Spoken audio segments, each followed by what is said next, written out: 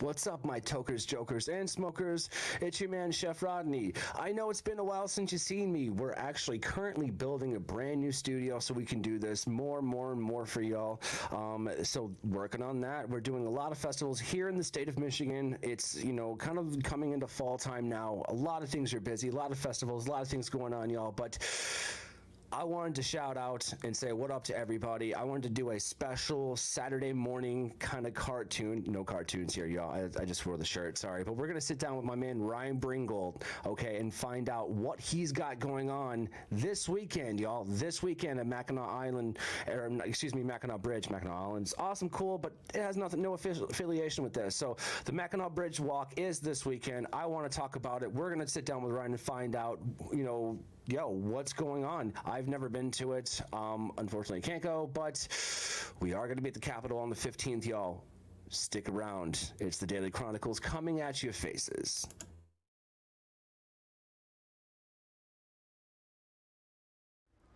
All right, proceed to smoke weed.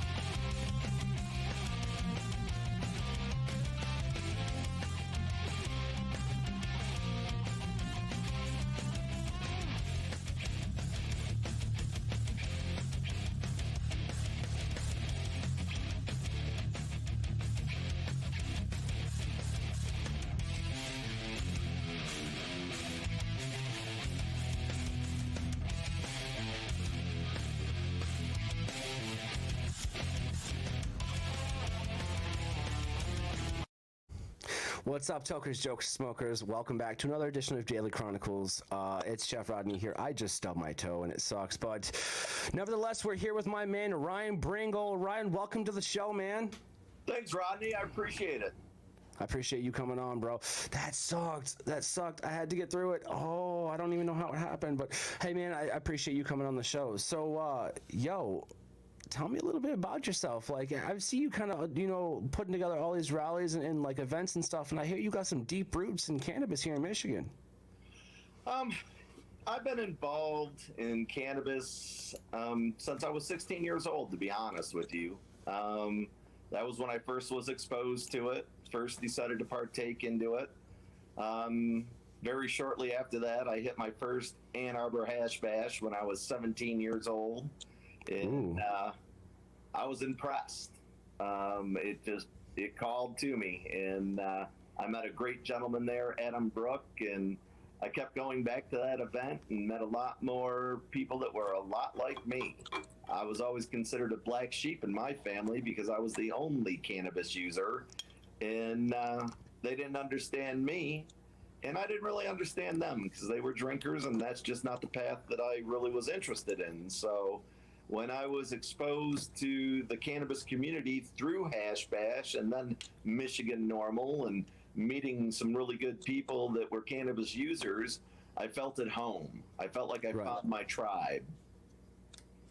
Absolutely. So, I mean, you know, it's interesting because cannabis is a lot like culinary, you know, and you and I have talked about this before, you know, and cooking and whatnot, but it's a lot of people, wandering lost souls of the damned, if you will. I jest, but a lot of people who are black sheep, you know, are kind of outcast or, you know, almost immediately dismissed sometimes. They'll find their way to either cannabis or the kitchen. It's interesting because it's some of the same people, you know, and it's like, hey, you smoke weed? Horse shit, but they do. They're like, yo, I'm chiefing the fucking guns right now. What are you talking about? Like, you know, but it's interesting to know right now in my generation to see both sides of this, to see the OGs, you know, such as Adam Brook and, you know, and R.I.P. Eddie Lepp, and then you got Frenchie Cannoli, and just a litany of other people that, if I failed to mention, I apologize, but the respect is still there, you know.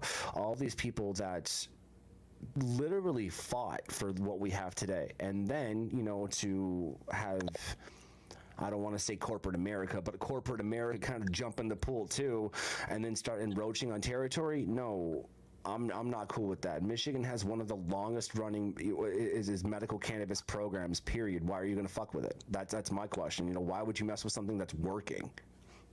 It always boils down to the same thing. We've heard this record played throughout history many times. It's money. It's always about the money.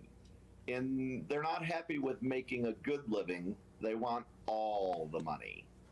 And unfortunately, that's where they're at. And Michiganders, Michigan cannabis family, my brothers and sisters, your brothers and sisters, we're not going to tolerate it. Not this time. We don't have to fight the big war. We just have to fight the Michigan war. Right. And we can do this because we've done it 2 times prior. Okay. So and yeah, you're absolutely right. And there's always a constant battle. Okay. I want to, make sure to, and this talking to me, I live in a gray area. Always have. That's just where I feel comfortable in life. And I believe that there should be legal cannabis, if you will. We call it corporate, whatever you want to call it, whatever connotation you need to give it. Retail market, perfect. Retail market. Exactly. That's my point. I come from all walks of, different people and backgrounds. They call it something different, so I'm just trying to appease everybody. But whatever pronoun we got to use, and right on. Then you got the black market. You got, the underground scene and whatever, again, connotation you want to give that. The point is, left unchecked, in a room alone, those two will kill each other. Okay? But they shouldn't. Exactly. You're correct, though. There's bad actors in both realms. Exactly. But, it comes out in the wash eventually, and that's the point of it. It's right now, excuse me, here in Michigan, we're it's new, okay? So we're coming up with it literally as we speak, because it's a new market for us. Whereas in California, they've been doing it for years. Real talk, you know what I mean? Right. And so it's like we're kind of catching up to those markets, but we're catching up quick. We're catching up real quick, and it's putting Michigan on the map. We're getting up there. We're getting up there. I wanted to say, I think that I talked to somebody about it, and I think what they told me was that Michigan's on track to be like second in the nation. That would be pretty accurate. The numbers are panning out that our growth is doubled what other states in the same position were able to do in the same time frames, which is a good thing. That's a positive. When we get into this a little bit deeper about Lansing, I want people to understand that I'm very passionate for the caregivers, but I'm not saying that there can't be a regulated retail market either, because that's needed. I appreciate that there's jobs for my brothers and sisters up north who have quality places to work with health care and benefits. I'm for that. There's nothing wrong with that. There's companies like Redemption that are good companies. Rare Cannabis, that's a good company. There are people out there that aren't trying to take away the caregiver patient system. But again, they just want to be part of that retail market. Actors. Yeah. And that's the point. So that's one thing that I've always done growing up in kitchens, and I find myself doing it again now, and it's absolutely fine. I was like, oh, it's that easy? Fine. If you don't support something, don't give it your money. That's what it is. That's exactly what it is. Exactly what it is. Freedom of choice. But at the same time, just because somebody else lays down their dollar doesn't mean you get to, come up and scream at them and be like, what are you doing? Don't harass other people. Listen, we're trying to, myself included here, we're trying to, I wouldn't say influence, but kind of educate people against the stigma that was created, and you can't just be like, okay, well, now you just have to accept it. That never works with anyone ever. Not when free choice is ever involved. You're going to get more resistance that way until you slowly acclimate people to it. And I think that honestly, if we do our diligence, just as activists, just as influencers, or even professionals, just as human fucking beings, I think that as this scoots along, we're going to be able to find a happy medium. I would hope. It is possible. It's possible. I know it's possible, and you've been around, a lot longer than I have, and that's the point here. You don't have to tell people that. No, well, but I want to make sure you get your credit where credit's due. But that's my point. Anytime I do something, I own it. And that's just one of the traits that I grew up with. But it's not about me, man. It's about you. We have this thing on the show here called the 5 dubs. It's kind of like the who, what, when, where, and why of kind of who you are and where you came from, man. So if you're ready for it, brother, let's roll right into it. And then between our little conversation there, we'll talk about some more stuff that you've got going on coming up. How about that? I'm in. Let's do it. All right, cool, man. The first time dub, man, this is all kind of about your past, the first time you ever kind of smoked a joint. So kind of set the stage for us, man. Let's get into your head, put me into the scene. The first time you ever smoked weed, how did it go? I loved roller skating as a teenager. I was a roller skater, and we would get a big group of friends every Friday and Saturday, and we'd come here to the local rink here in Waterford called the Rolladium. As we started getting in our teenage years, you get introduced to alcohol and cannabis and different things. So when we all got our driver's licenses, we would get together in a parking lot behind a school, and before we'd go skate, people would have their couple beers or their orange juice and vodka or whatever it was. So I've got about 12 people. We're all hanging out in the parking lot doing our little medicating at the time, and I had a friend that said, "Hey man, you want to hit this?" And I said, "No, brother, I don't smoke cigarettes. That will make me turn green and cough." And he said, "This may make you cough, but it's not going to make you turn green, and it is no cigarette." And I said, I'll try that out. It's a left-handed cigarette. I'll try it. So I took a few puffs and I inhaled, and you know what? It didn't make me turn green, and I didn't really cough. And I'm like, that wasn't too bad. And it came around again, and I took another hit or two. And we ended up jumping in our cars a few minutes later and went a half mile down the road to the skating rink. And I lace up my skates, which, I have my own because I'm a regular. And I'm out there and I'm getting down, man. I'm backwards, sideways, whatever you can imagine. I'm skating. And this black lady skates by and she said, "You look smooth." And I said, "You know what? I feel smooth." And she laughed and laughed, and I laughed too. And from that day forward, I used cannabis. That has to be one of the most psychedelic and funkadelic stories I've ever heard, I'll be honest with you. I've made many an officer laugh, but let me tell you, everything I said just there was the truth, 100. Oh, I don't doubt that in any vein of anything you said. I'm so, dude, thank you for sharing that. Seriously, that's a good story. That's a genuine story, and that's my point. Like, perspective matters, y'all, and that's my takeaway from that story, and like you said, man, you've made many cops laugh about it because it's a funny fucking story. And here's the thing, back then, highly, well, it wasn't highly legal. There wasn't any war on drugs yet, but once the war on drugs, all that shit happened, that's when, you could do some serious time for some, meaningless shit now, and we were that's my point. Yeah. I lived in Oakland County, but I lived on the brink of West Bloomfield and Commerce Township. And, right. It's kind of a moneyed area.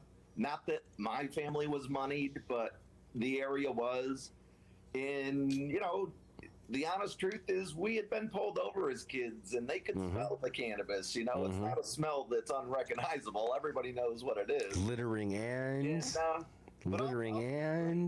those smoking the reefer. 9 times out of 10 would tell you to either beat it or they would take the cannabis and then tell you to beat it. And they'd go to the block and smoke it. That's exactly what they did. Don't let them lie to you. So, we didn't like it and we were scared, but the few times that it was an issue, the people that were in charge were pretty cool about it. They could have put us through a much more rigorous education with tickets and court dates, but it never turned into that. It was always, why don't you shake your ass back to your house? Does your mother know you're outside? Oh shit! Exactly. You know what I mean? That's exactly the kind of. But I'll tell you this, my friend. Policing has changed in 25, 30 years because officers wouldn't mess with people that lived in the area. If you didn't live in the area and you were causing trouble, that's what they wanted to pay attention to. But they really didn't harass the local kids. They tried to teach you to do better and send you home.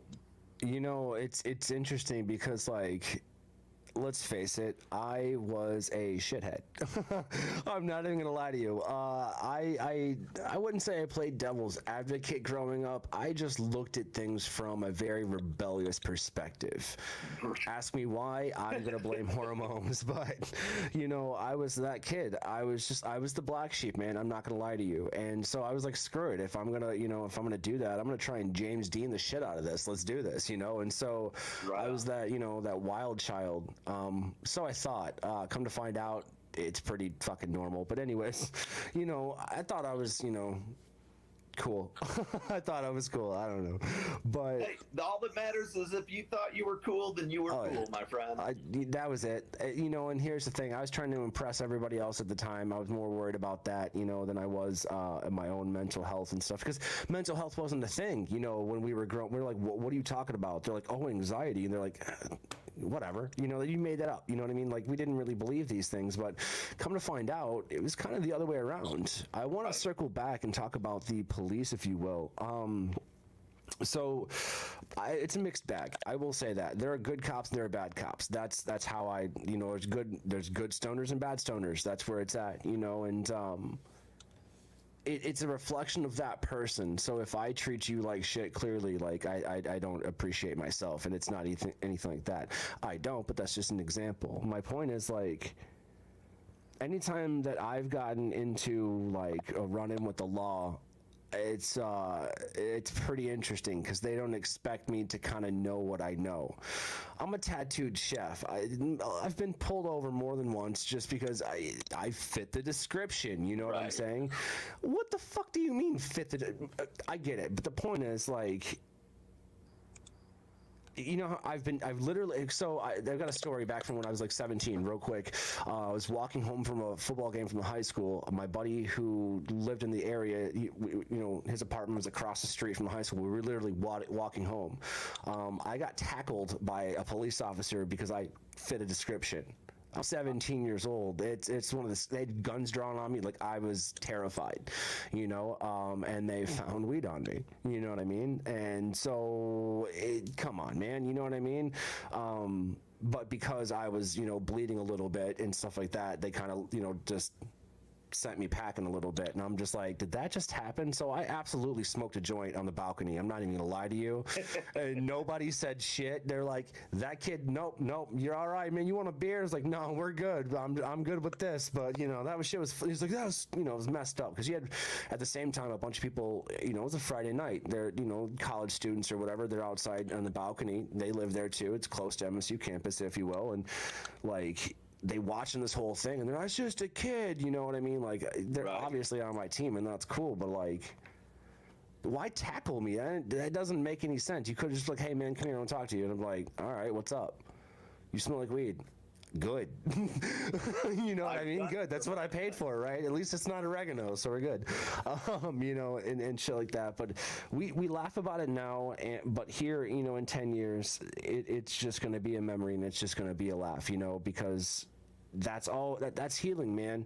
That's healing. So all these stories about, you know, people getting in trouble with the law or you know, their parents finding out or something, it's gonna be funny because generations are gonna be like, what the fuck are you talking about? And be like, oh, it used to be illegal. They're like, no, it never was. The way that the generations coming up are gonna see it is the way that our kids see the internet. They're never going to know what dial-up was. They're like, horse shit. Then you play that sound. They're like, no. Then how did you sneak on the internet at night? But like, very carefully. You know what I mean? Like, you coughed a lot or something, you know, or whatever. But the point is, like, it's that generational push on. You know what I mean? You know exactly what I'm talking about. And absolutely. So that's where it's kind of interesting, like I was saying earlier, being able to sit from my perspective and see both sides. You know, I love that because I get to see the new things coming, as well as I get to admit that, you know, I was tackled because possession where I fit a description or some stupid shit. Like, you know, I've lived a little bit of that life. Not nearly as bad as some people, but I can only comment on what I've experienced, but I can only, you know, empathize a little bit with what they've done and pay homage to it, which is why we're doing this. So when you were smoking, man, you said was it a joint or was it a bowl? Like, what was going on? A joint. We were smoking. Okay. Always been a joint guy. I was never, even in the beginning, I guess I was exposed to cannabis, rolled in joints, so it just became the way. I never really have been a bowl or a bong guy. It's just, I'm traditionalist, I guess.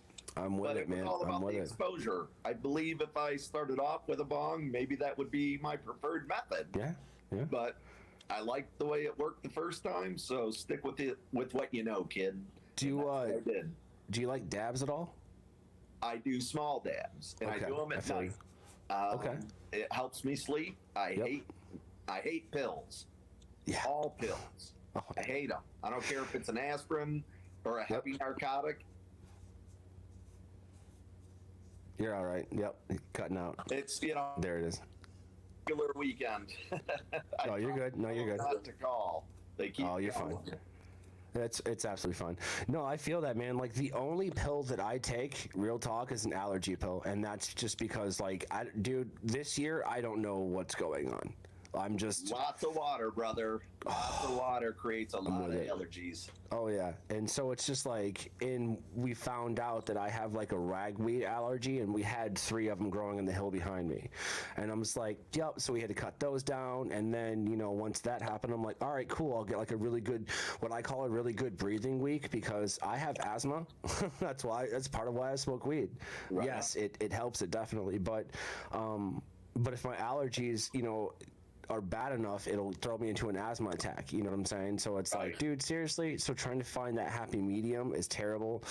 I'm weaning myself off of the pills, if you will. You see what I'm saying? Right. And I'm going to more of like a natural honey and mushroom kind of route.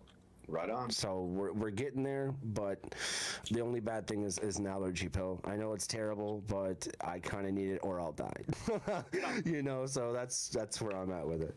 Absolutely. You know, I mean, sometimes you have to take a pill. I mean, I went to Hawaii a couple of years back, and I don't know what I caught, but when I came home, I had to take a Z-Pack because there was no way of getting rid of the sickness without it. So sometimes you got to do what you got to do. You don't have to always like it, but you got to take care of you. Oh, exactly. Necessary evils, if you will. Correct. So let's circle back a little bit. We kind of get an idea of where you came from. You know what I'm saying? Like, kind of your background with cannabis. So there's this I want to call it a high school love affair. You know, the high school sweetheart, if you will. The typical Mary Jane story, if you will. But absolutely. Let's fast forward to your first hash bash cannabis, like your hash bash like cannabis event. Like, what was that? What year was that? I first arrived down in Ann Arbor at the hash bash. The same gentleman that I smoked my first joint with said, hey, you know, there's an event in Ann Arbor and it's called the hash bash and it's really cool and people just walk around and they smoke and it's all about, you know, marijuana and let's go check it out. And I'm like, heck, we're only 45 minutes away from Ann Arbor, let's go. So we show up.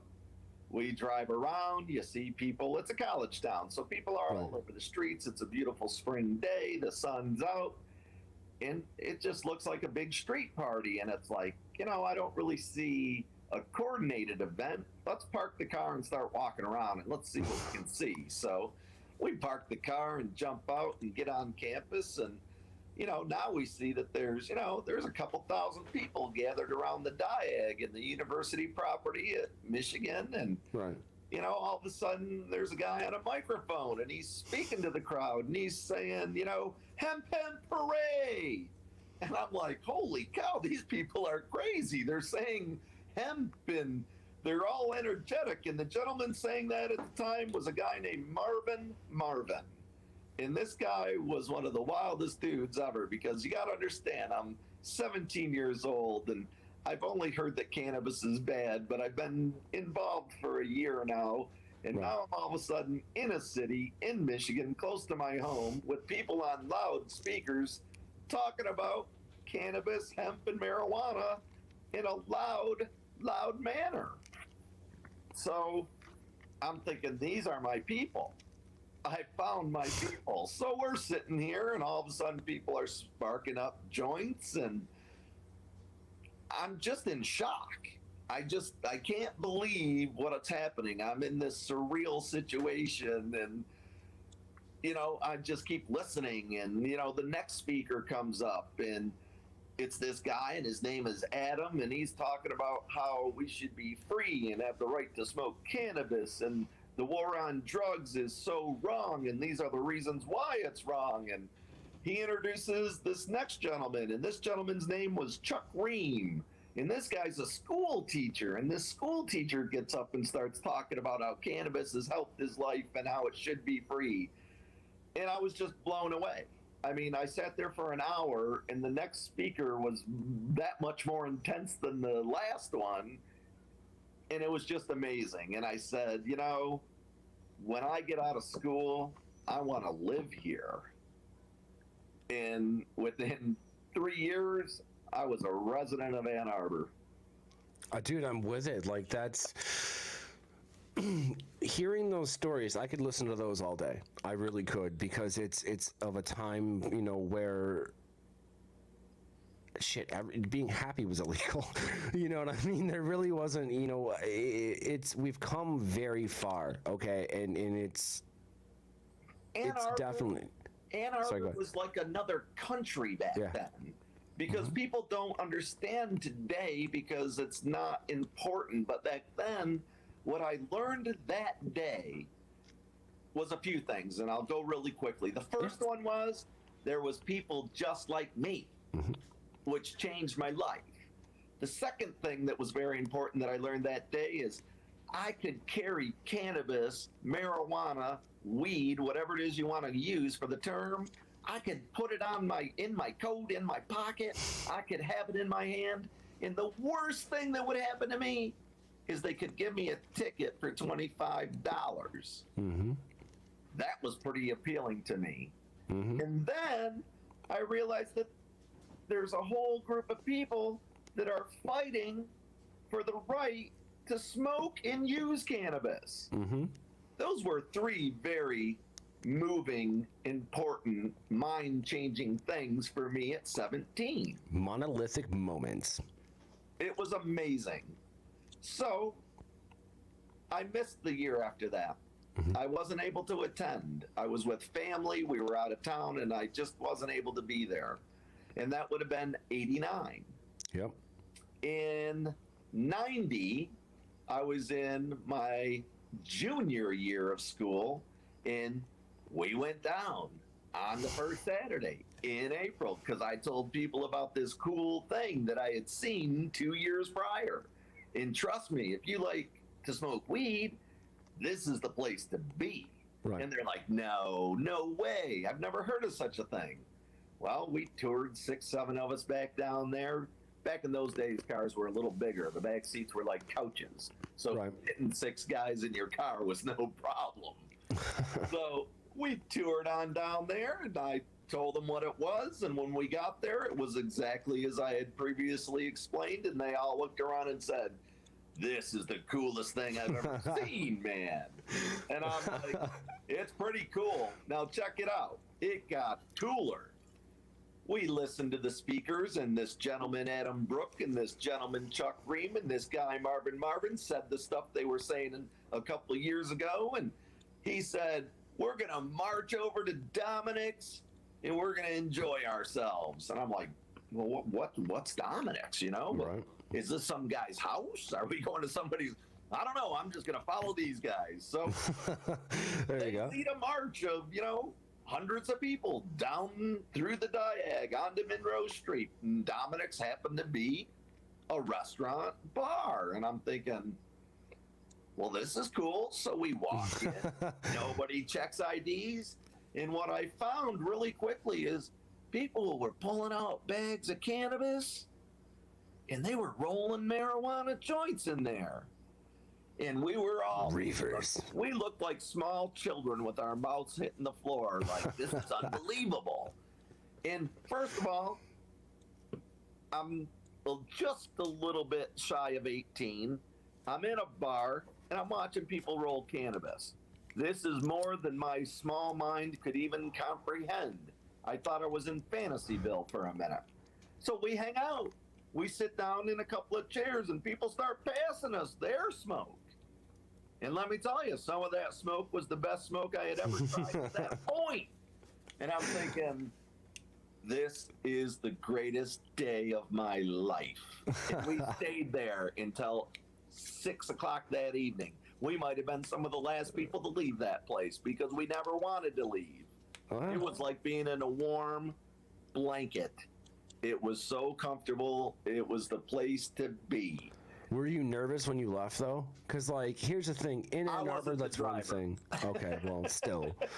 You know what I mean? Like, obviously, if you get pulled over by the police, period, just shut the fuck up. Don't say anything.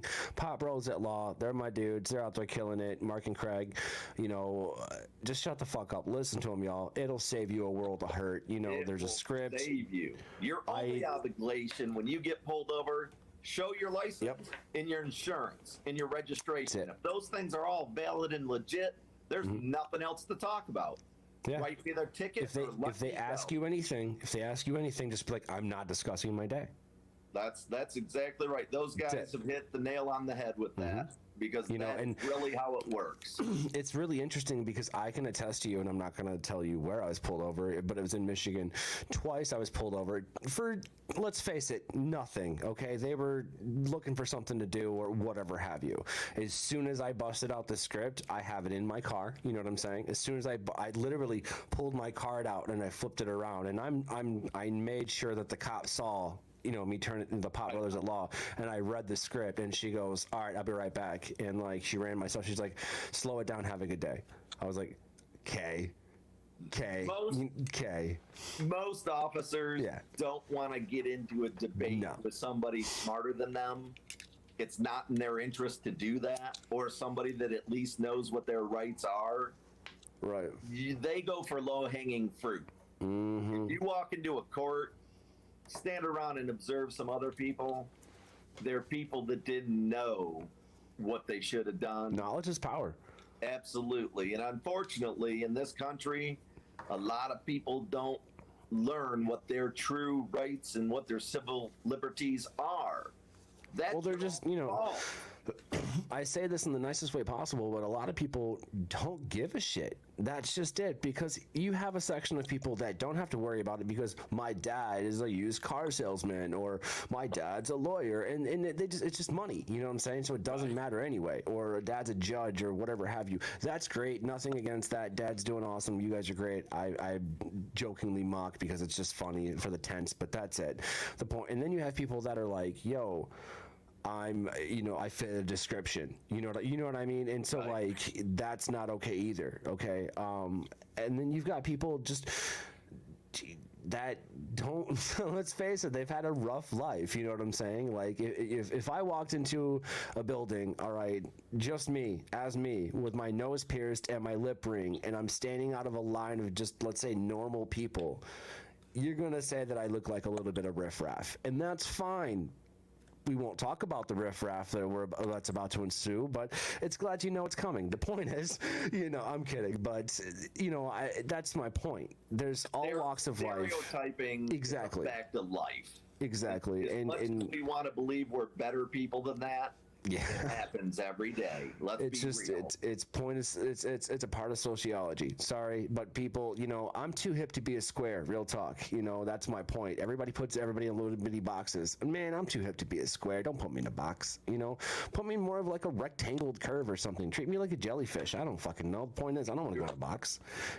But it's not about that, man. It's about cannabis itself, and that ties into it. But I wanna circle back and talk about something that I think that it was either aforementioned or something that I remember about you specifically.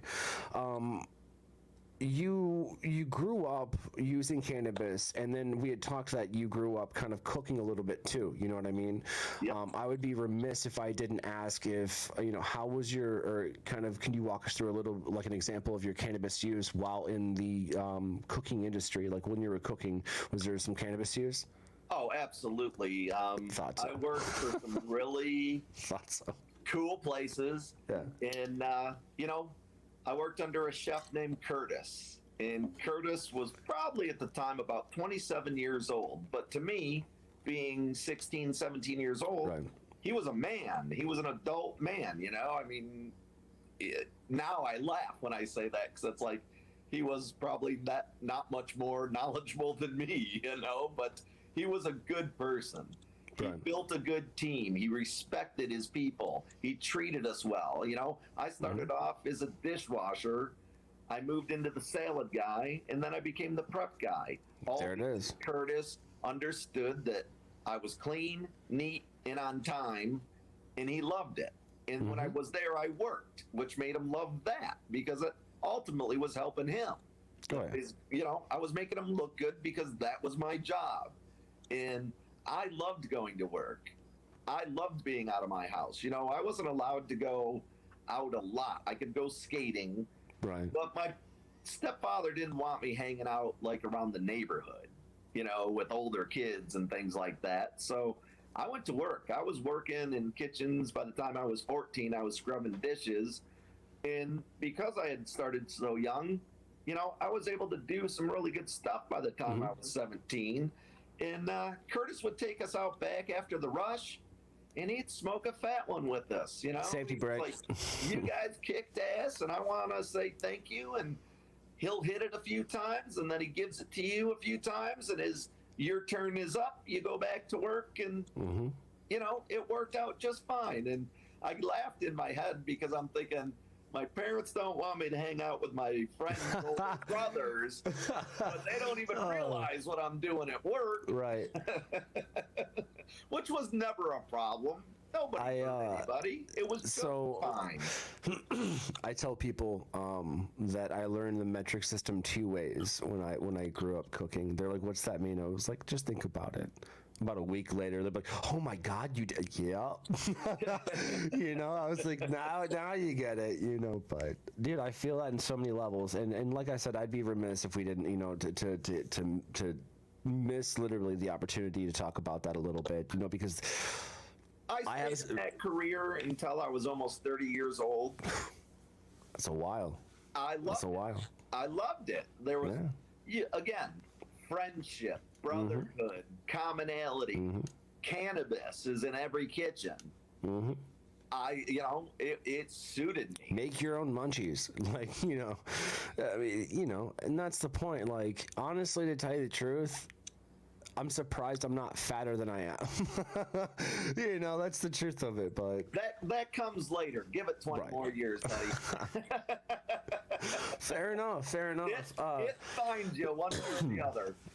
Oh, I don't doubt it. I accept it. As long as there's weed involved, I'm with it. But, I kind of want to roll into what's going on this weekend, man, because we've learned a little bit about where you came from, a little bit about your background. Obviously, there's some very solid roots there, very professional roots there. You've seen the shit. You've been in the trenches, man. You've been on the front lines. You've been there, so let's kind of switch gears and talk about what's coming up this weekend. Scrolling at the bottom of the screen, is a little bit of the details, but there's a barbecue at 420 on Sunday, right? Yes, sir. I am hosting in conjunction with Michigan Normal and a lot of other really cool supporting companies, the traditional Mackinac Bridge Walk, which is a great event here in Michigan. Once a year, every year, they shut down the Mackinac Bridge and they allow the citizens to walk across it. And it's an icon. It's one of the largest suspension bridges in the world. It used to be the largest, but now it's number 2. But it's just a gorgeous, gorgeous place. You get to see some of the best scenery you're ever going to see. And you get to be there with friends and family. It's a great event. So Michigan Normal started doing this event 10 years ago, and I jumped on board because I love the bridge and I love the area and I wanted to be a part of it. And I went to every one of those events. And in 2018, one of the event coordinators really had obligated himself somewhere else in error. And he asked me if I would be a part of organization and helping make it happen. And I said, of course I would. You know, I want to help where I'm needed, you know. And so I helped in 2018. And Michigan Normal at that time was supporting Proposal 1, which was the legalization of recreational cannabis. So that was the purpose of walking that year. And again, we made up shirts, and we had a few hundred shirts, and we passed those out to all the bridge walkers, and people start asking questions. Who are you guys? What are those shirts about? What is Proposal 1? And that's exactly why we do that event, because we want to reach out to people that don't know us and show them we're just like them, and we want to be free just like them. So we did it in 2018, and I was able to have a successful run at it. So this year, a longtime cannabis warrior, great guy, former member of Michigan Normal, Brad Forrester, said, Ryan, what do you think about doing a bridge walk? You know, we've had Corona, people have been locked up. It hasn't happened in 2 years. I know you enjoy the event, and I really enjoy it too. What do you think about that? And I said, let's do it, man. I'm in. If you're in, I'm in. So just that quickly, at the end of June, we decided we were going to do the Mackinac Bridge Walk again. And this time we had a new purpose.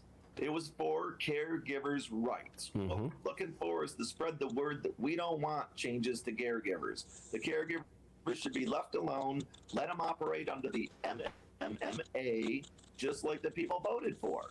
So that's what our railing flag is. But the event this weekend will consist of a Sunday barbecue at 420 at Lighthouse Point Park in Mackinac City.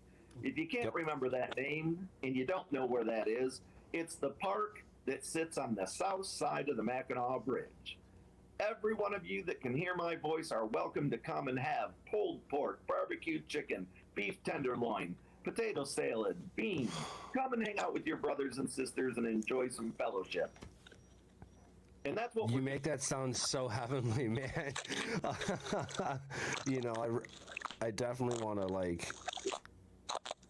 I want to be able to make it. The actual bridge walk. And on that, we're going to meet at 7 a.m. We meet at the Michigan Trailhead Pavilion. Okay. For those of you who don't want to take the time to look that up, which you can look it up in that quest and it will give the exact address. It sits behind the Burger King in Mackinac City. It's between the Burger King and the Mackinac crossings, which are both very easy to find. Those buildings. We meet at 7 a.m. in the morning. For all walkers, we'll have a custom tie-dye shirt. And when I say custom, every single shirt is individual. No two are alike. So we'll give you your custom shirt in the size that you desire, and then you'll go walk the Mackinac Bridge. That event takes approximately 2.5 hours. You'll come back to the pavilion, and we'll have donuts and snacks and coffee and juices and chocolate milks and pop and any refreshment you think you would want. I'll probably have it there for you.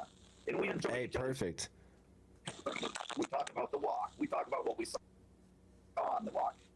How many other people we talked to about our organization, and what we're there, and what our purpose is. And it's just a good time.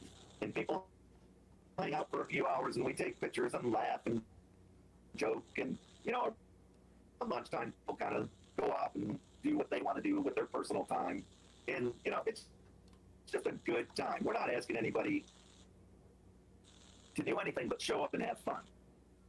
It's a free, fun weekend.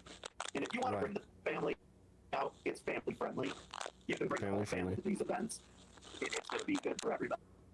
Absolutely. So that's what I do want to circle back. I think we're having some audio issues.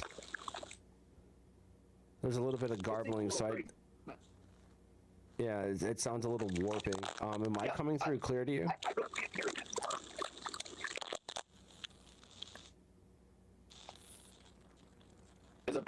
Can you a little bit? Yeah. Can you try talking again? It sounds like we're in the Matrix. Unfortunately, I don't know how well you hear me, but you can talk. Yeah. So, just to Sounds like recap, potato chip bag. it does a little bit. Yeah. Now it kind of makes me a little hungry. Real talk. But oh, yep, that we lost the signal. So just to reiterate, while he hops back in, and we're having technical difficulties, no worries. But Sunday at 4:20 p.m. at the Lighthouse Point Mackinac Park, south side of the bridge. There's a free barbecue, free drinks, y'all. Definitely go out, say what's up if you're in the area. If you want to do the bridge walk, y'all, it's Monday, 7 a.m. If you're one of the first 200 to arrive, there are going to be absolutely 100% custom tie-dye t-shirts, to commemorate the event. Not two shirts are going to be the exact same. They're all like hand done, so they're literally custom to you. It's more of a demonstration. It's family friendly. Obviously everybody come out. Please come support this.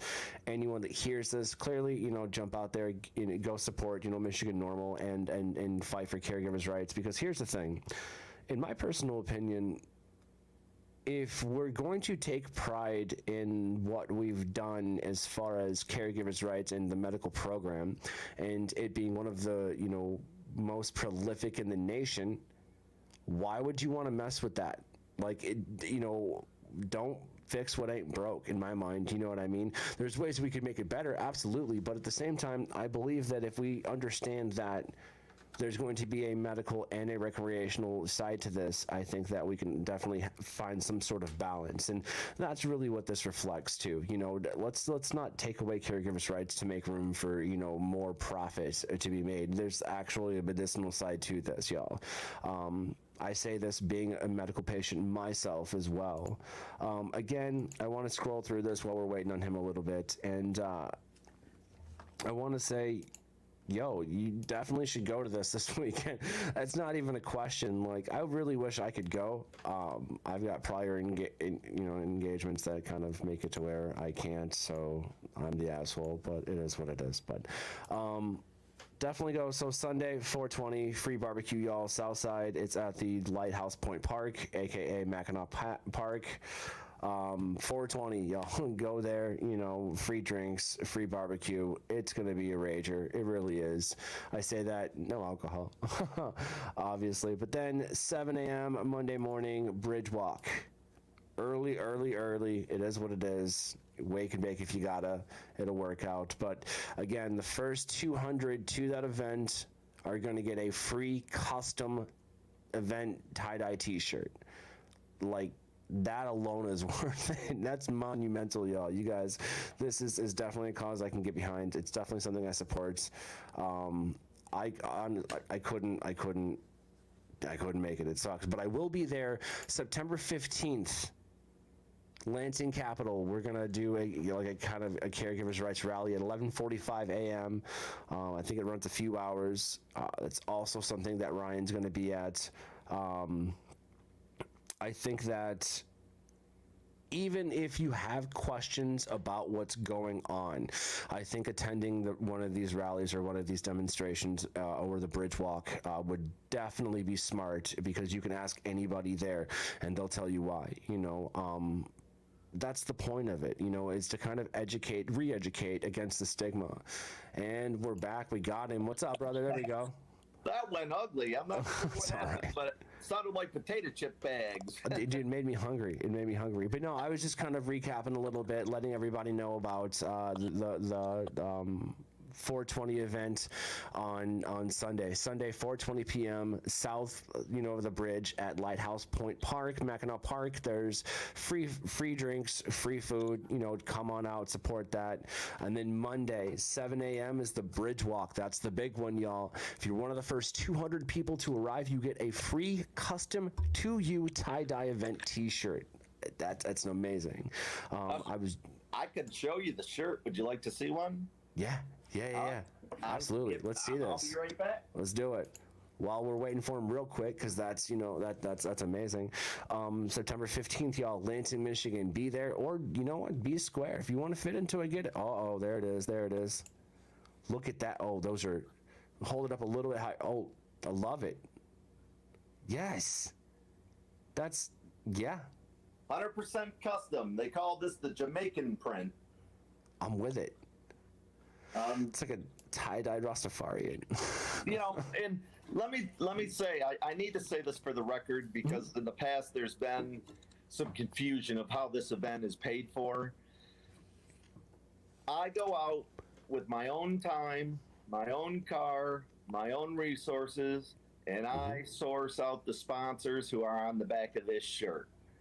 People that are members of Normal, do not be concerned that your money's being used for events that you're not a part of. Normal does contribute. I will tell you right up front, Normal gave us $500, but the rest of the funds were provided by the sponsors on the back of the shirt. So just be assured that, your money's not being frittered away by Normal, the organization that you support. I just want to make sure people understand that, because in the past, there's been people that are members of Normal that felt like they were using their money for a fun event that they really weren't a part of and didn't have a lot of knowledge of. So, right. I just want them to understand that this is all about donations. The companies that are listed on your custom shirt that they donated to you so you could have a good time, they did that out of the kindness of their heart. So this is a fun, free event. Come to enjoy it. Don't come to destroy it. Yeah, and that's kind of what I was saying while we were having the technical issues a little bit. I was kind of like, listen, even if you're just curious about what's going on, you should definitely show up and ask questions. You know what I mean? And I touched on the September 15th rally here at the Capitol in Lansing. I was like, 11:45, be there or be square. You know what I'm saying? But that's what I mean. We're trying to re-educate. Excuse me, sorry. We're trying to re-educate real quick, you know what I'm saying? And like, if you have questions, show up, ask questions. Anybody there will do their best to answer those questions and help you kind of, figure out what's going on or whatever have you. You know what I mean? We are the friendliest group of people. We love questions. We don't smoke weed. We love questions. I open up the door personally to everybody. You don't have to be a cannabis user. If you are just interested in what we do and what we're about, come and get a shirt. Come and eat some barbecue.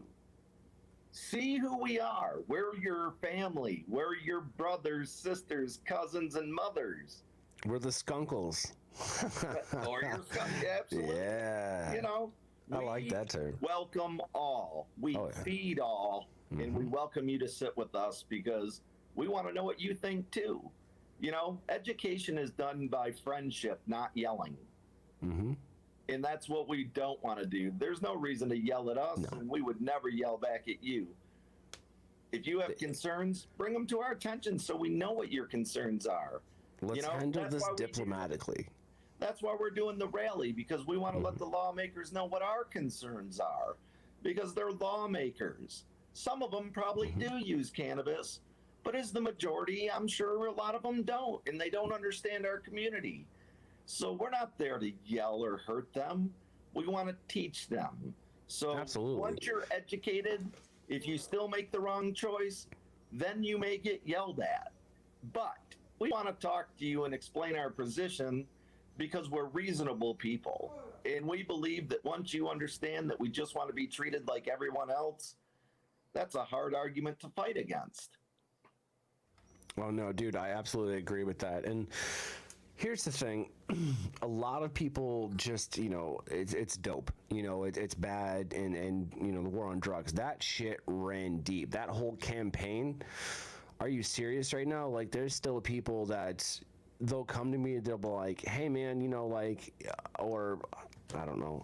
One person was I met this person at an event I did last weekend, and she was saying that she got some elbow pain just from like playing tennis, you know what I mean, like all of her life when she was younger, and now as she's not using the arm like that anymore, it tenses up, it hurts. And I was like, hey, have you ever tried like CBD oil on it, you know, or a CBD rub?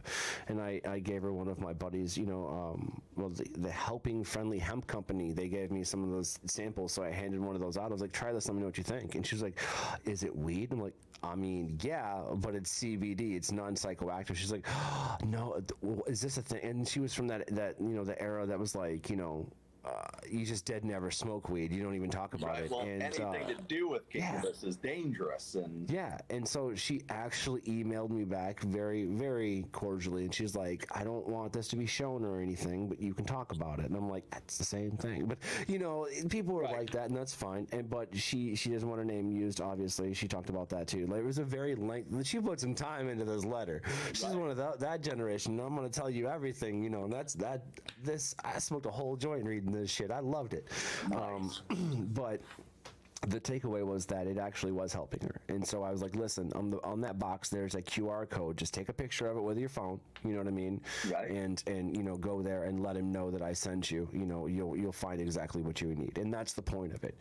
She doesn't want to smoke it to get high. You know, she wants it to be able to move her arm. And she goes, oh my God, that it smells amazing. I was like, just smoke some weed. That's all I was thinking, bud.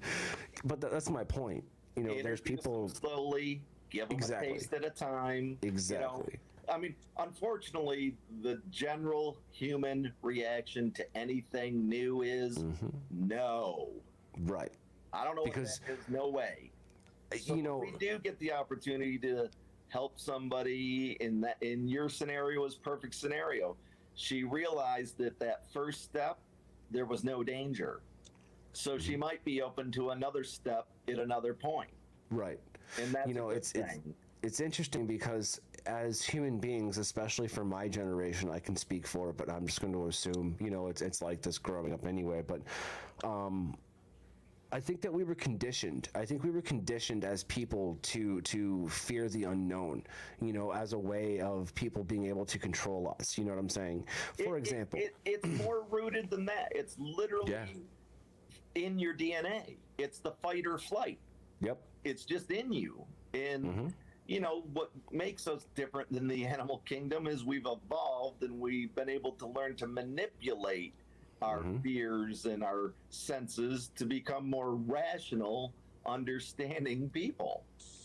I mean, you know, just following the circumference of logic there at that point and bringing it full tautological, you can go two different ways with that. You know, you can either go Carl Jung, fight or flight, or you can go Sigmund Freud, fight or flight. So they're very similar, you know, very accredited to both, and one was a student of the other, but at the same time, they're two very, like, different perspectives on the same idea. I get it, and they both have their place and they both make sense. But, you know, speaking from fight or flight, that's exactly what it is. And I found that people will go with whatever feels comfortable. That's the point. So by giving her, you know, I wouldn't say she was elderly. She was just early 60s. To me, that's still kind of young. You know what I mean? And but by giving her the CBD, I know she's not going to go home and get baked. You know, I know she's going to go home and she's going to have, you know, use a little bit of it. And, oh, okay. And then use a little bit of it. Oh, okay. And she might, you know, not even care. She slaps it on. She's like, all right, he wasn't a liar. Cool. You know, trust. You're gaining their trust there. And that's what that is. You know, as soon as you gain their trust, it's all about healing from that point, you know. And so what I told her that, you know, that day, what I told her was like, listen, and you can Google everything I'm saying. I was like, but THC is for what you want to experience. Some people like it. I love it myself. And CBD is for what you don't want to feel. And she goes, that makes so much more sense. I was like, that's why I'm here. You know what I mean? That's it. That's the point of it. You know, they're like new vitamins is what I tell people of that generation. They're like, really? And I'm like, yeah, they really are. That's exactly what it is. You know, just imagine being back in the day when we're like, hey, there's these things called vitamins. If you take them, they're good for you. And they're like, oh, shit. And I'm like, yeah, there's these things called cannabinoids. They're all just generally great. You know what I mean? So it's, you know, they love that. And the one gripe that I get picked on, and this has nothing to do with anything that I can control, some of the names, like Dank Skunk Head Cheese OG or some shit, like, I don't come up with this, and some of them I'm like, where the hell did this come from? You know what I mean? Like, why would I want to put donkey piss in my bowl and smoke it? You know what I mean? Like, it's funny, and I get it's satirical, but if I'm trying to, give or make a lotion or give it away to, an elderly chap, and I'm like, yo, man, here, this is donkey piss. He's like, I'm not putting that on my body. Like, right. Just because it's called donkey piss. Thanks. But, yeah, he's like, we're not going to do that. Does it smell like piss? Because why would you do that? But, it's interesting. And, like, the reactions that I get from showing, some of the older generations, the new smells of weed. I'm like, yo, this is called like tropical diesel. Smell this, and they're like, whoa, they're like, it's come so far. I'm like, you want something? Like, and that's the point. Like, we all remember brickweed, that ditch weed that was just, it was brown, but you smoked it. You know what I mean? It did something. We don't know what yet, but it did something. But those are days that you will never understand. I'm gonna try, but you're absolutely right. Right. You might as well throw a rotary phone in front of them. Dude, okay, real talk. So, funny story. My grandmother had the old school, like, she had 2 phones in her house. I shit you not. She was in the hills of Tennessee, okay? She had that old school rotary, dial phone, and she used that for the longest time. And then, like, I remember one Christmas we bought her a new one, and then we bought her a new one, and, that's how it goes. I think she finally got to use, like, the old school massive cordless ones that, like, you pick it up and it's the size of your fucking head. Yeah, right. She used to throw it at us if we didn't listen, so I remember that. But she would just, it is what it is. But for the longest time, she had the old phone where you would, like, crank it. Yeah, right on. You know what I mean? She had that in her house still. I'm like, why don't you get rid of it? She's like, why not? She was like, you know how many hours I spent talking into that box? I'm like, no, the fact that you said it like that just makes it better. That's what Again, you get comfortable when something like that. It's familiar. People like the familiar. It's not threatening. I got a quick little thing about phones. My family's from mid-Michigan area, central Michigan, just outside of a little town called Harrison. And when I was a kid, they had a party line. Have you ever heard of a party line before? No, but I have heard of, like, we had a phone number where you can call and it would tell you what time it is. Okay, yep. You would call time. Mm-hmm, if your power went out and you had to set your clock, you would call time and they would tell you what time it is. Yep. So the way a party line operated is in rural parts of the whole country, not just here in Michigan, the phone companies didn't run the thick cable that had many, many phone lines contained inside of it. They ran a smaller cable because there was less population and it was more affordable for them to do that. So a party line worked like this. If you lived in a town and on your street, all the neighbors were on the same line. So when a phone call would come in for you, your neighbor, the lady down the street, everybody's phone rang. If the phone call was for your home, though, each home had a distinctive ring. So my phone would ring 2 times consecutively, pause, ring 2 times consecutively, pause. The neighbors might ring 3 times consecutively and have that pause. So based on the ring, you knew who the phone call would be for. Was it for my house or the next house or what else it would be for? Now, here's the thing. The phone rings. Everybody knows who's getting the call because they heard the rings come through. Right. Anybody that was on that line could pick up the phone and listen to your conversation. Anybody that would have sucked to try and be like a sex worker, like a 1-900 number. Be like, hey, baby, let's do this. They're like, no, I'm telling your wife, what are you doing, Miss Henderson? Get off the phone. No, it's just, it sounds like a nightmare, man. So here's the thing. When you would go to make a phone call, so, my family lives all over this town, and maybe I want to go from my cousin's house to go see my grandmother. Well, we don't know if she's home, so we got to pick up the phone and call. When you would pick up the phone, you didn't pick up the phone and dial. you had to pick it up and listen to see if people were already using the line. Because if there was conversation going on, Right. it wasn't available. You would have to wait. So there was a lot of common courtesy given to your neighbors and fellow townspeople because everybody was sharing the line.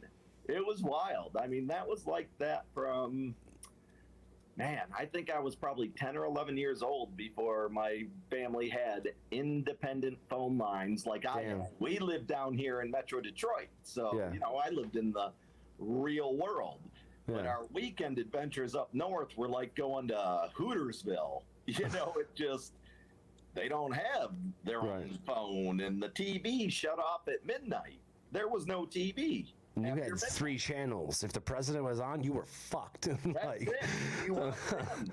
But at yeah.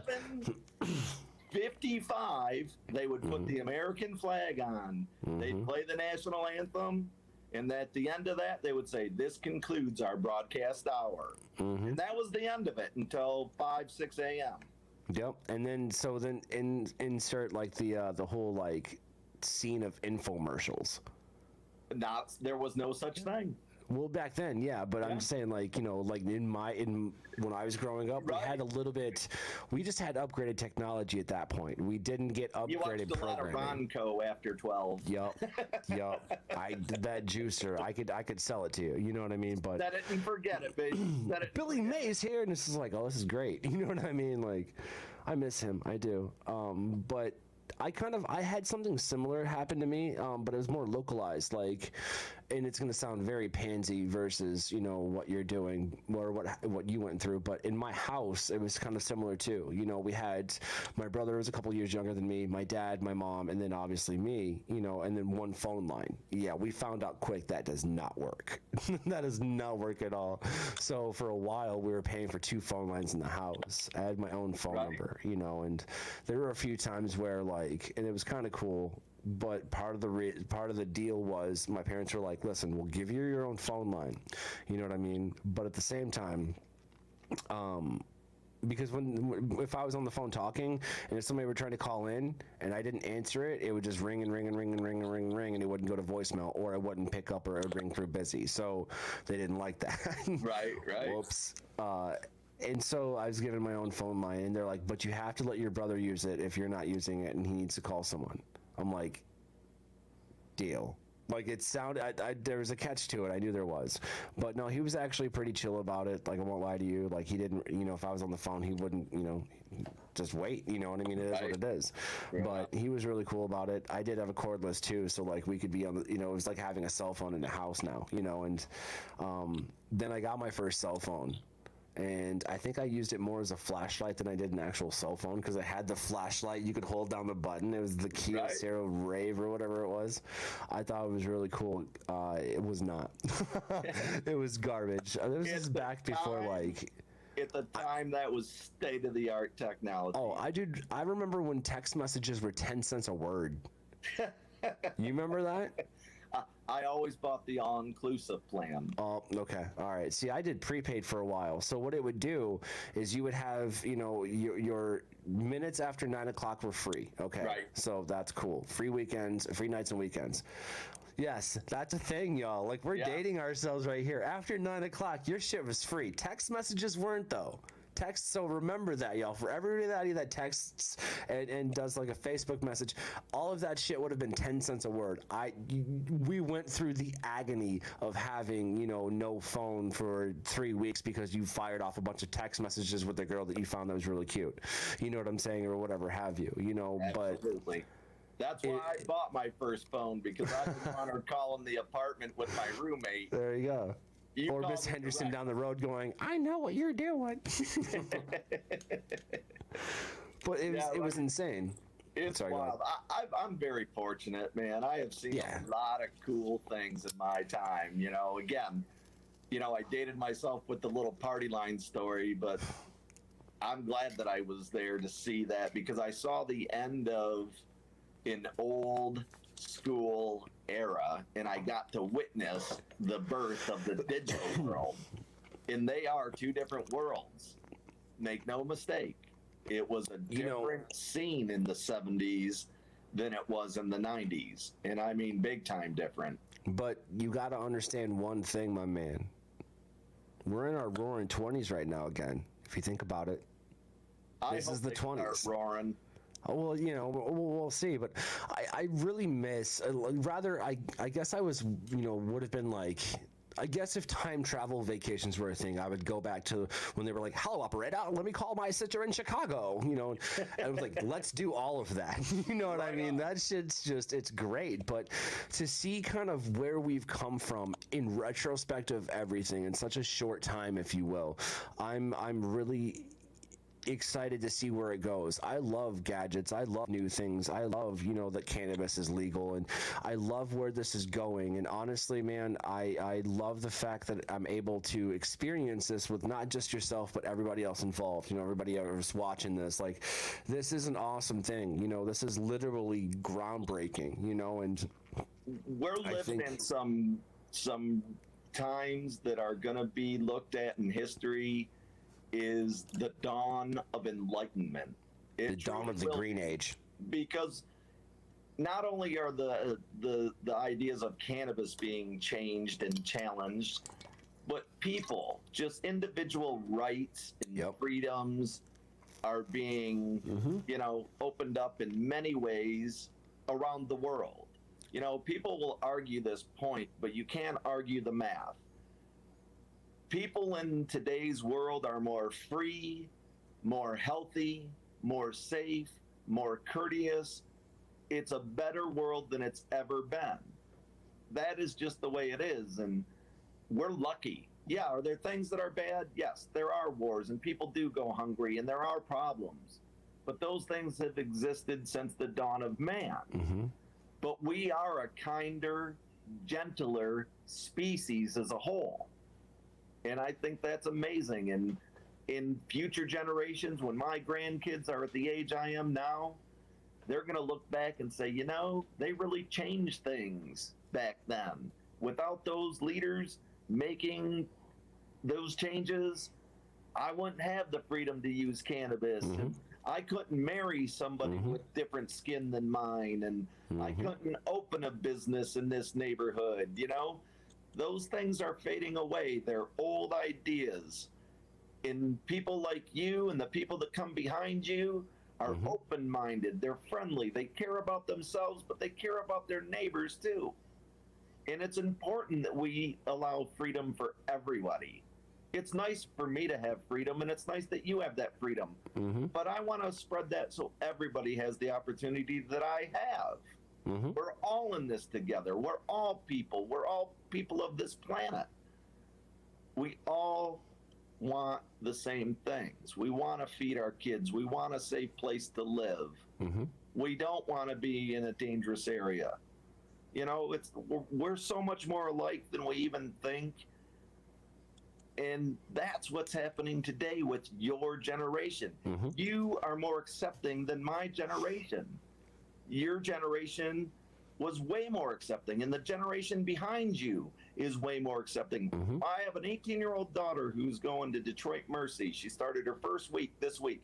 My daughter doesn't see color. She sees people. You know, I'll say, oh, I met this black friend of mine, and she's never said that about her friends at school. It's Mary. That's my friend Mary.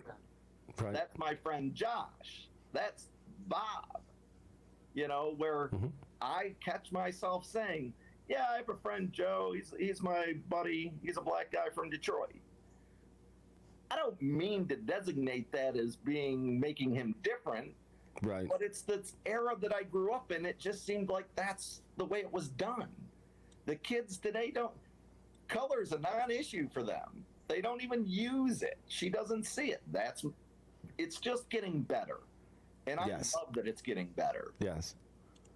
You know, and I'm being excited for our future. Oh, exactly. You know, you just have to make sure that you're on the ethical and the moral side of things. You know, I find that if I'm like, hey, man, you know, my friend Tyrone is black, you know, he's a good dude. They're like, what's that? Like, he's just black. Like, that's just, you know, when you meet him, just like he's black. So if you see him in a room, it's just descriptive. Like African, like, you know, I'm not saying anything. Don't tie any connotations to that. If you want to put a connotation to it, put a good one. He's a good black man. He's a great black man. He's just a black man. That's it. Right. So when you can go, you know, when you looking up his Facebook, you'll see that he's black. You know what I mean? So it's a little descriptive.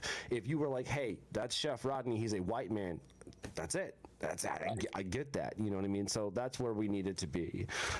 There's more to it and stuff like that, and there's some terrible discussions that were, you know, in generations previous, and terrible things that still happen even today. But y'all, this is 2021. You know, like you said, Ryan, it's getting better each day, but we're not where a lot of people want us to be already, and I get that, but look at how far we've come in the short time that we have. You know, that's what I'm saying. We're going the right way, but let's not fuck this up. You know what I mean? Absolutely. Like, that's where I'm at with it. You know, society, you know, I use this a lot when I talk to people about the government, because people are like, well, why isn't this changed? And why isn't that changed? Society moves like a cruise ship. We make slow, wide turns. Right. We're not a ski boat. You know, when you're dealing with hundreds of thousands of individuals with their own ideas and their own education and their own upbringings, things move slowly. And that's not always a great thing, but that's just what we do as the human race. But we're always getting better. And as long as we continue to do better as a mass or as a whole unit, we're on the right path. Mm-hmm. Yeah, and I agree with that. I want to go back to circle back to something you were talking about. Being more, I guess tolerant is the word. You're more accepting, you know, with generations as we go on. You know, I think that with my generation, just from my experience, I'm just speaking on my experience here. It was a lot more easier for me to accept, you know, everybody, you know, Hispanic friends, you know, Spanish friends, you know, all kinds of people that work in the kitchen. You know, there's all sorts of colors of the rainbow in there, and and literally all rainbows, you know, in fact. And so you don't measure a person by how they look. You measure them by their weight. Are they worth their weight in salt? You know, can they do their fucking job? Right. Then that's, you know, that's Mary. You know, that's Tyrone. That's my, you know, it's my dude Pat. You know, that's what I'm saying. You know, but we've come to the era where my generation is now becoming the new, you know, police officers, the new deputy, you know, sheriffs, the new commissioners, the new mayors, and this and that and the other. So we're stepping into these positions where let's make sure we're doing the ethical and moral thing here. You know what I'm saying? And that's really the bottom line. You know, with that, I kind of want to roll into one of the last questions here, or we have a couple of last questions here, if you don't mind. What's the craziest story smoking weed that you got? There's one time you just got like way too high, man. Like, that ever happened to you? It did. This one, it's funny. I've only told a few people about it because it makes me look ridiculous, but I don't care. I can laugh at me. Let's get it. Let's get it. So, let me set the scene for you. Okay. The Palace of Auburn Hills, where the Pistons used to play basketball, was brand new. It was maybe 9 months old. And right at the time where the drummer from Def Leppard had lost his arm. And, you know, it was a band that I liked. You know, I liked Def Leppard when I was a kid. They were cool. Van Halen was cool, you know. And everybody was real disappointed. The man lost his arm. How's he going to drum? The band's going to fall apart. That man learned how to drum one-handed, baby. They got foot rigs, and, you know, he got himself quickly. I mean, this man rehabbed himself within a year so he could play the drums and be with his bandmates. So the tour's on, and it's coming to Michigan. So I go out, and me and my buddies get tickets because we're going to the new Palace of Auburn Hills, and we're going I like where this is going. See Def Leppard. And I'm like, sweet, this is my first concert to go by myself without adults or parents or anybody. I'm going with my buddies. Right. So, again, I've been smoking cannabis for 6 to 9 months. I'm not quite 17 yet. And we're driving to the palace, and when you get close to the palace, there's traffic jams because everybody's trying to get in. Yeah. So traffic's backed up, and you're just kind of, next to a car. So when you look over at the car, you see those people. You see those people for the next 15, 20 minutes because you're all just working your way into the parking lot. So we're smoking on the way there, and FYI, y'all, we don't condone this. Don't smoke and drive. nope, it's not a good idea. But we were stupid kids. This was years ago. Yeah. We don't. It's children, kids, young teens, whatever. You don't make the right choices, but No. let's be forthright and honest. We had smoked on the way there. It's about a half hour from my home to there, and I'm looking over at the car. 2 cars over. So not the one directly next to me, but 2 over on the driver's side. And I look, and I know those people in that car. I know those people. But I don't know how I know them. And it's just, my brain's just melting because I want to know how I know them. And I looked to the driver and I said, hey, we called my buddy by his last name. I said, hey, Fedak. I know those people in the next car over. Who are those people, dude? He said, you high MFer. That's your sister and her boyfriend. And I said, oh, wow. Wow, you're right. And then I didn't want him to see me. Oh, shit.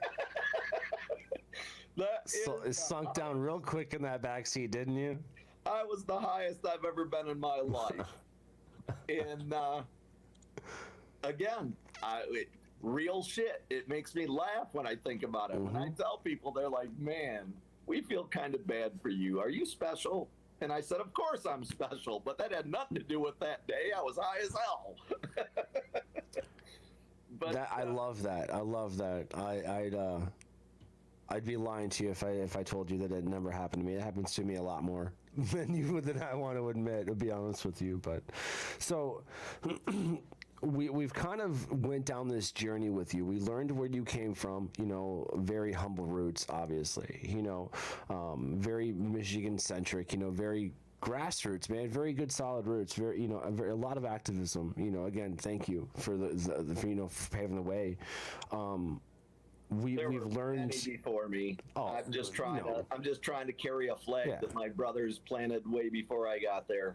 Exactly, and passing it on. You know what I'm saying? They started something, and we're going to pass it on. That's the idea. We're going to continue with this, and so we learned. You like joints. That's your preferred method. We've learned. Traffic jams. When you get the highest apparently and stuff, and I want to kind of tie it up and end on this note. We have the final dub, man. The final dub is like, yo, dead or alive, you can do one of both if you'd like. Who would you smoke with and why? The first thing that came to mind, so I'm going to go with it because Jimi First Hendrix. thing. We've heard that before, and I'm good with that. That is the first thing that comes to mind because he was so out of the box, man. He was just, of course, he was dead before I was even born. Yeah. But here's the thing about Jimmy. Jimmy had to learn everything different than everybody else because he was different. He learned different. He didn't understand the traditional ways. Didn't he play a left-handed guitar that was also inverted? Correct. Because that's what he understood. Me being a child of dyslexia and hyperactivity, I've learned how to accomplish my goals differently than everybody else because the traditional ways to do it didn't work for me. Right. I had to find the back door, essentially, to make my goals happen when everybody else was able to go through the front door. Right. And for some reason, I just feel that connection with that musician, and I don't know why, and I can't explain it, but that's the guy. I need to know and talk to him. I feel like, he would be my spirit guide, my teacher, because That's how Jimmy was. He had to learn how to cope in a world that was upside down and backwards to him. And that's how I had to do it too. So when people say, man, you're kind of crazy, and it's like, you only think that because my methods are unorthodox, because that's how I had to perform, learn, and grow. Because the way you did it is alien to me. I just don't get it. And they tried to teach it to me, and they kept trying to teach me the same way as they taught everybody else. It didn't work, and it made me upset, and it would upset the people trying to teach me. So it was something that was very hard as a youth. You know, when you're that kid that has to read in front of the class, but you can't read because R's are backwards and P's are R's and things are twisted, you get real crafty real quick because nobody wants to be laughed at. Yeah, you know, so I have some dyslexic people, you know, close to me in my life, and living with them, I always thought I never knew really what dyslexia was, you know, and until I finally knew what it was, and then I was like, oh shit, but that's and so it all made sense to me, you know. However, I'm ADD as shit, so it's hard for me to focus on just one small thing. You know, I'll get bored. That's the truth of it. But I take, you know, 5 different things and focus on them all at the exact same time. You know, that's why being a chef was kind of perfect. You know, because all this is going on in my mind. You can call out orders, prep orders, get other people's orders right. You know, and it's just there. You know, absolutely. I enjoyed calling out orders and being the lead guy on the line for the very same reason. Yeah, you know, and you earn that, you know, and once you earn that, the point is you make it like you kind of accept the responsibility of the mentorship. You know what I'm saying? You respect the blade, or you respect the plant, or whatever it is. You know, you move that forward. Well, that's the point. That's what Hendrix was doing, real talk, with his music. He found a way to make it happen, much like, you know, Def Leppard's drummer. He found a way to overcome the adversity at the point where people thought that he would fail. Both of them, you know, they overcame that, and that is the point. That is growth. You know what I'm saying? That is, anybody that looks down on anybody for dyslexia or anything like that, don't let me catch you doing it, because I will jack you in the jaw. I don't care who you are. Well, here's the thing. What ends up happening is people like me and you that are chemically off. I mean, that's what it boils down to. Our chemistry is just a little off to what we would call normal. And you know, there's no such thing as real normal. We're eccentric. But because of that, we're unique, we're talented, we're creative, we think outside of the box because we were born that way. So be careful about labeling somebody that's different than you, because that person is probably the all-star that you want to hang out with.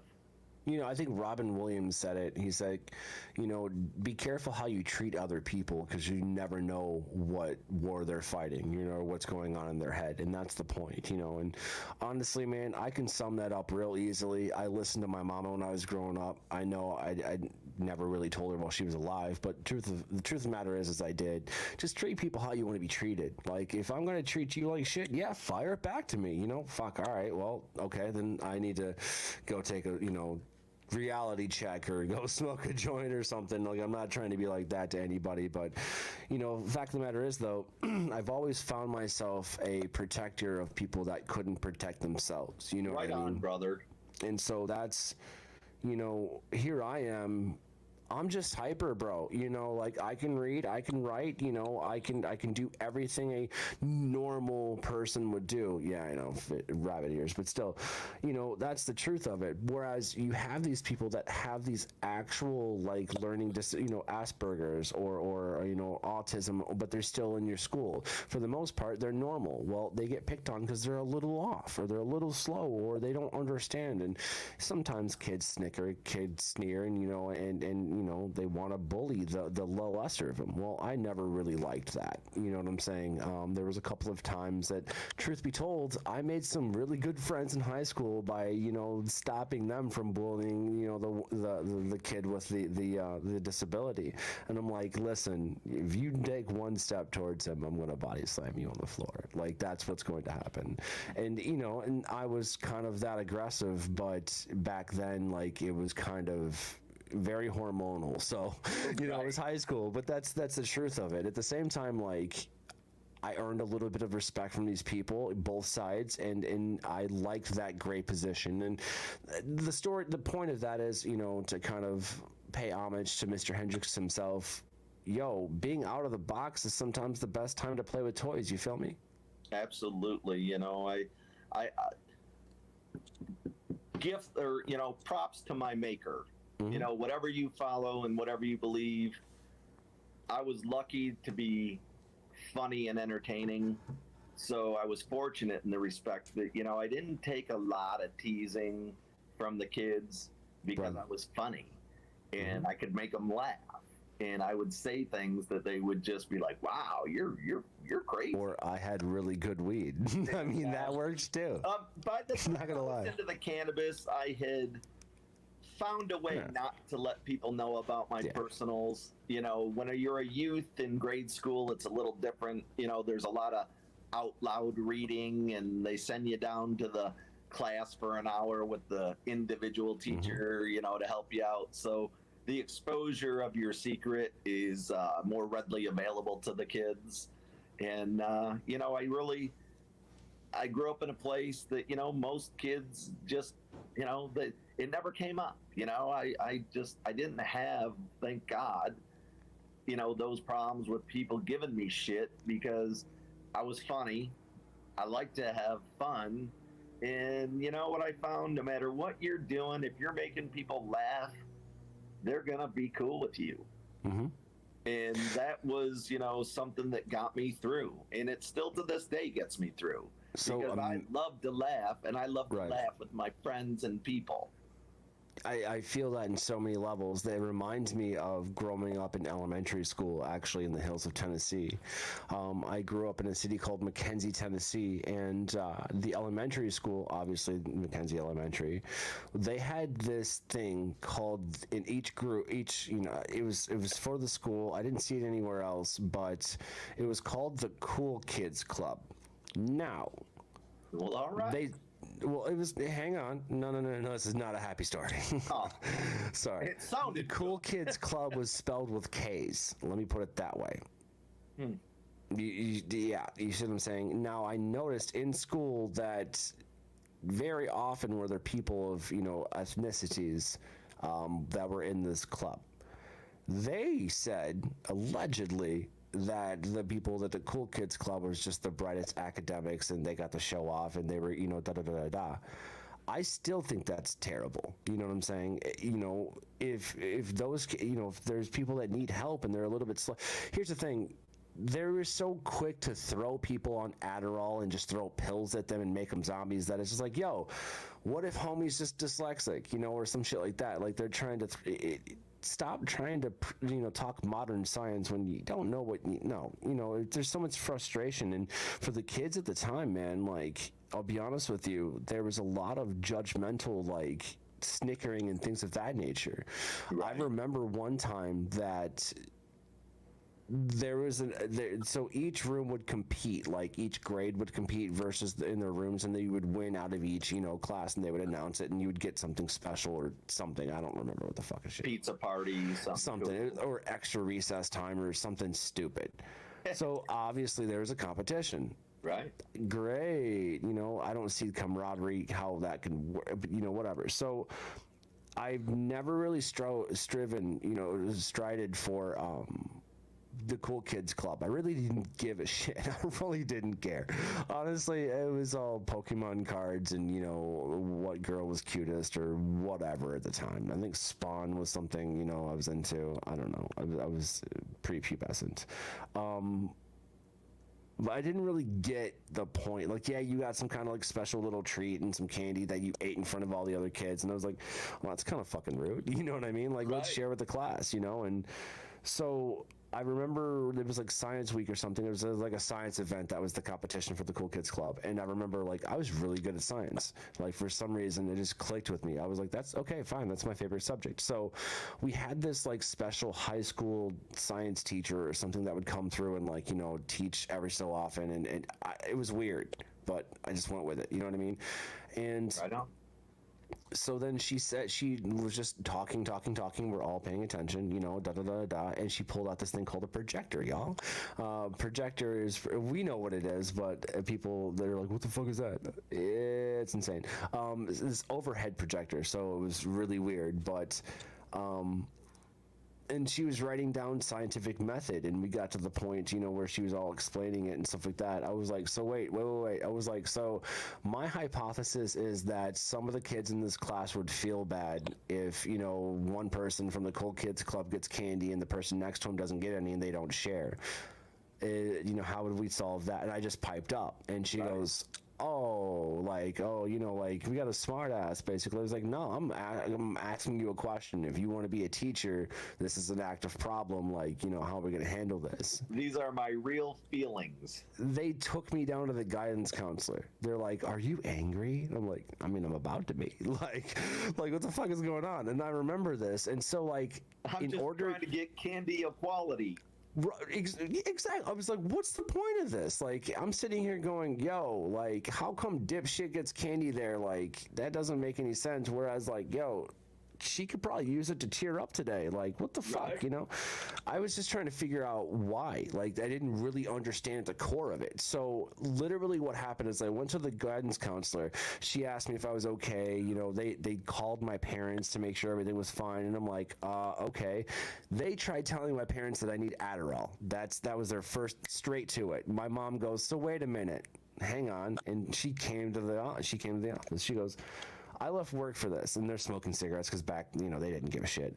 And me, obviously, sitting here in a room full of chain smoke, you know, but my mom goes, I left work because my son just pointed out indifferences and wanted everybody to be treated equal. You know what I'm saying? And you guys are mad at that. Like, she goes, that's what I'm hearing.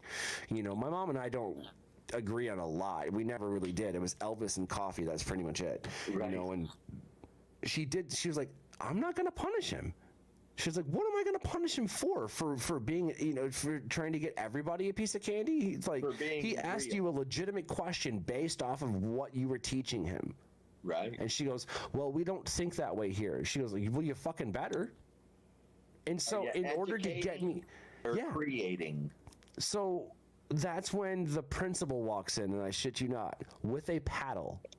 Not even joking, with a paddle, and goes, listen, normally we ask for permission, we send home a slip or something, but you know, since you're here, would you like to carry out the punishment, or would I? I'm like, what am I being punished for? My mom goes, you go anywhere near my son with that paddle and I'll beat your ass with it. Like, and that's how serious it got. Like, they were so quick to cull you. And so I was like, dude, this isn't cool. I don't really remember the rest of the conversation because I was asked to leave the office but sit outside. I couldn't hear it, you know, but the end result was them making me one of the cool kids in the Cool Kids Club, and I got to hand out candy. Check this out.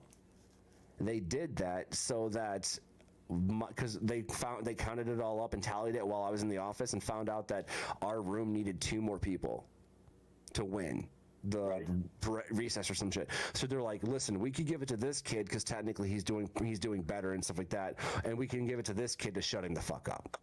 Right. That's exactly what they did. So what they did, exactly, and they went down to the store or whatever it was where they got the candy, and they got one for everybody. Everybody in my room got a piece of candy, and so they're like, the rest of that class year, I remember everybody speaking up on it, like, and like kind of taking example of that. You know what I'm saying? So when little Susie over here was having a bad day, she was like, no, I don't like that.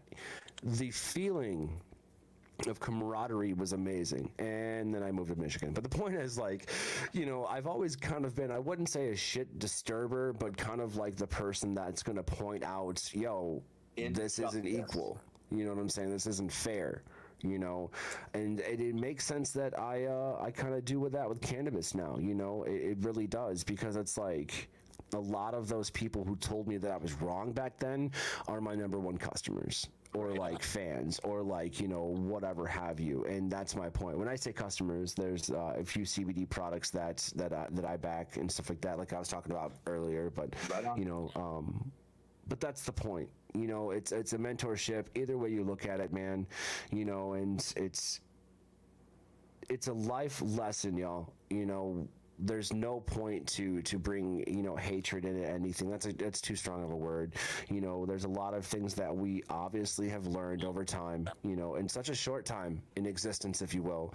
You know, and honestly, I think it's time to kind of look back at some of the cultural things that we have lost in the confusion. You know what I mean? And that's where I want to pay homage to, like I said, the Roaring 20s right now, you know, and shit like that. So I think that we are giving a chance, if you will, to go back and recreate our own, like, Roaring 20s without the bullshit propaganda, you know what I mean? Or, like, you know, the massive amounts of racism and intro problems here. I think that we can just kind of, like, come together over, you know, a certain cause and just kind of, I wouldn't say unify as a species, but I want to say unify as a species. That's the end goal, right? You know, so speak out, speak heard, y'all. You know what I mean? That's what I love about cannabis is the people that like it, and you know what? They come in all shapes, sizes, and colors, and smells, I like those people. They're my people. That's my tribe, man. Exactly. So, real quick, y'all, we're going to wrap it up. Listen, Sunday, 420, Lighthouse Point Park, Mackinac Park, 420, free meals, free drinks, y'all. He's going to have barbecue. We're going to have all kinds of crazy stuff going on there. The very next day, Monday, 7 a.m., this is the big one, y'all. It's the Bridge Walk. Be one of the first 200 to arrive and get a free custom